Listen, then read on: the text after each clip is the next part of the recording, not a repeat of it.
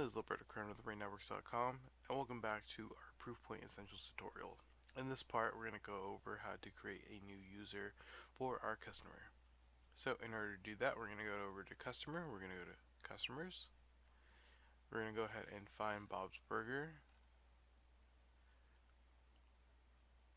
and here we're going to go over to User Management and hit New User.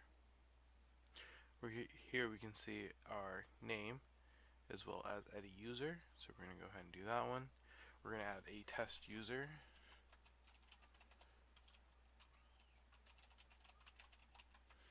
We can add a phone number if we'd like, but we're not going to. And then here we can change the role. An organization admin has organization functions, and it can go ahead and change things such as account management as well as other settings. And end user will be able to log in and look at his information as well as use the backup email, but won't be able to make any setting changes. And a silent user will be someone who has the filtering purposes but isn't able to log in or change anything within the system. So we're just going to make a new end user, and we're going to have him not opt in to any customer notifications. We're going to hit save. And now we can go ahead and add a password for this person. We're just going to add a quick password because we will have them log in, or I will log in as them.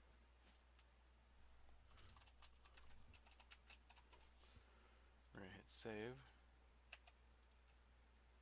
There we go. And now the user has been updated. We're going to go back to profile.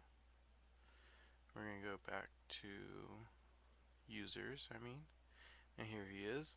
We can also add groups to this. So say you have a customer support group in here, we can go ahead and add the group. We can also add via SMTP. We don't have any at the moment, but if we were to create one, we can have any person who uses our domain and have them show up here, and once they do, we can go ahead and add them as they're being used. And then we can see in our licensing that we currently have 2 active licensors, but we only have 1 license. We can change that later on if we'd like. Well, thank you guys for watching, and we'll see you next time.